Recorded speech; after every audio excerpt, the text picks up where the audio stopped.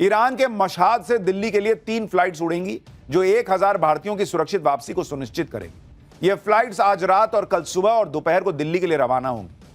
इससे पहले यूक्रेन युद्ध के दौरान भी भारतीयों को सुरक्षित निकालने के लिए कुछ देर के लिए युद्ध को रोका गया था और अब भारतीयों की सुरक्षित वापसी के लिए ईरान अपना एयर स्पेस खोल रहा है, स्पेशली भारतीयों के लिए कि आप इनको लेके जाइए। और यहां क्या है, नरेंद्र सरेंडर, पॉकेट मार मोदी, यही सब भाषा चल रही है। यह भारत की कूटनीति की ताकत है और इसका क्रेडिट पीएम मोदी को ही जाता है। और यहां माहौल ये लोग बना रहे हैं कि पीएम मोदी तो कुछ कर ही नहीं पा रहे। यही नरेंद्र मोदी जिन्हें राहुल गांधी नरेंद्र सरेंडर बोल रहे हैं, जिन्हें तेजस्वी पॉकेट मार कह रहे हैं, आप देखिए वो प्रधानमंत्री आज की डेट में अमेरिका के राष्ट्रपति के सामने उनके मुंह पर उनके दावों को गलत साबित करते हैं। अमेरिकी राष्ट्रपति न्योता देता रह जाता है और पीएम मोदी मना कर देते हैं कि अभी नहीं आऊंगा, टाइम नहीं है मेरे पास।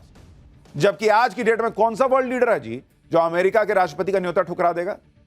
मुनीर जैसा फर्जी फील्ड मार्शल तो दौड़ा दौड़ा चला गया, यह भी नहीं देखा कि मैं मुसलमानों की बात करता हूं, ईरान के खिलाफ है अमेरिका, मैं किस मुंह से वहां खाना खाऊंगा। चला गया, बेइज्जती सहता हुआ चला गया। 5-6 दिन अमेरिका में इसलिए पड़ा रहा कि किसी तरह ट्रंप से मिल तो लूं। लेकिन यहां पीएम मोदी ने न सिर्फ ट्रंप के दावे झुठला दिए बल्कि उनके न्योते को भी दूर से नमस्कार कर दिया। सुनिए आज पीएम मोदी ने ट्रंप से फोन पर जो बातचीत हुई थी उसको लेकर पब्लिक के सामने क्या कहा। और अमेरिका के राष्ट्रपति ट्रंप ने मुझे फोन किया, उन्होंने कहा कब कनाडा तो आए ही हैं तो वॉशिंगटन होकर के जाइए, साथ में खाना खाएंगे, बातें करेंगे। उन्होंने बड़े आग्रह से निमंत्रण दिया। मैंने अमेरिका के राष्ट्रपति को कहा कि आपका निमंत्रण के लिए धन्यवाद, मुझे तो महाप्रभु की धरती पर जाना बहुत जरूरी है।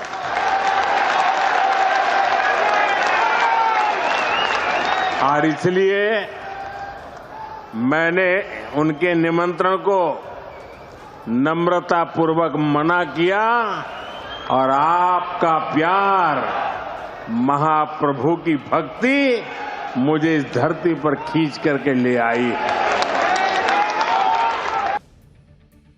यानी प्रधानमंत्री मोदी ने क्लियर कर दिया कि उन्होंने ट्रंप तक को मना कर दिया इसलिए क्योंकि उनको महाप्रभु की धरती, यानी वो उड़ीसा भी गए थे दौरे पर आज बिहार के बाद, तो वहां जाना था। अपना देश, सनातनी शक्ति, अपने लोग, ये नरेंद्र मोदी के एजेंडे पर रहते।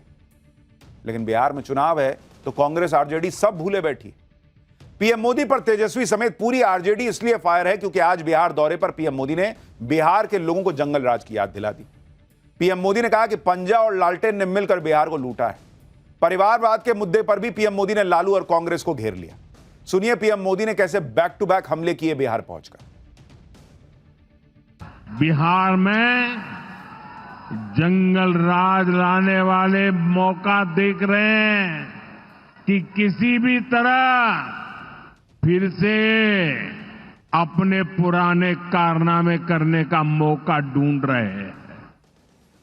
बिहार से आर्थिक संसाधनों पर कब्जा करें, इसके लिए वो तरह तरह के हथकंडे अपना रहे हैं। पंजे और लालटेन वालों ने मिलकर बिहार के स्वाभिमान को बहुत ठेस पहुंचाई। इन लोगों ने ऐसी लूट खसोट मचाई कि गरीबी बिहार का दुर्भाग्य बन गई। सबसे बड़े भुक्तभोगी कौन थे? इनमें से ज्यादातर साथी मेरे दलित समाज के, महादलित समाज के, पिछड़े समाज के, अति पिछड़े समाज के, यही मेरे भाई बहन इसके शिकार हुए थे। इन्हें गरीबी हटाने का सपना दिखाकर खुद कुछ परिवार करोड़पति, अरबपति हो गए। एक तो जंगल राज पर पीएम मोदी ने तेजस्वी और राहुल को लपेट लिया। फिर तेजस्वी और राहुल को यह देखकर भी आग लग गई होगी क्योंकि नीतीश कुमार नरेंद्र मोदी की जबरदस्त तारीफ कर रहे थे। आज मंच पर नरेंद्र मोदी और नीतीश कुमार की जुगलबंदी भी दिख रही थी, बढ़िया केमिस्ट्री दिख रही थी। तेजस्वी और राहुल तो सोच रहे थे कि चुनाव से पहले नीतीश कुमार मोदी के साथ कोई खेल कर देंगे। ऊपर से नीतीश कुमार की तबीयत ठीक नहीं है, तेजस्वी बार बार कहते हैं कि वो अचेत हो गए। लेकिन यहां मंच पर नीतीश कुमार नरेंद्र मोदी के साथ बैठे थे, गपशप चल रही थी, हंसी मजाक का माहौल था। सारे अरमान जो हैं वो कैसे बिखर गए, इन तस्वीरों को देखकर आप समझ सकते हैं। नीतीश कुमार तो नरेंद्र मोदी को थैंक यू कह रहे हैं। सुनिए एक बार नीतीश कुमार को। उन्होंने जाति आधारित गणना कराने का निर्णय लिया है, इसलिए हम नमन करते हैं कि इन्होंने जाति आधारित गणना करा दिए। आप भी हाथ जोड़ करके तो जवाब न दीजिए कि कितना बड़ा बात इन्होंने कर दिया। एक तरफ तो पीएम मोदी ने नीतीश कुमार को भी सेट कर दिया, बिहार चुनाव से पहले जातिगत जनगणना का फैसला कर दिया, जबकि 2024 के लोकसभा चुनाव में राहुल गांधी और लालू यादव बिहार में जातिगत जनगणना को बड़ा मुद्दा बना रहे थे। लेकिन बिहार में इस बड़े मुद्दे को भी पीएम मोदी ने इंडी गठबंधन से छीन लिया। इसलिए भी लालू यादव भड़के हुए हैं, वो पीएम मोदी पर निशाना साध रहे हैं। लालू यादव ने सोशल मीडिया पोस्ट में कहा कि बिहार हित में मौसम की चेतावनी, आज बिहार में झूठ, जुमलों और भ्रम की भारी बारिश हो रही है। गरज के साथ झूठे लुभावने वादों के ओले भी पड़ रहे हैं, संभल कर रहे हैं।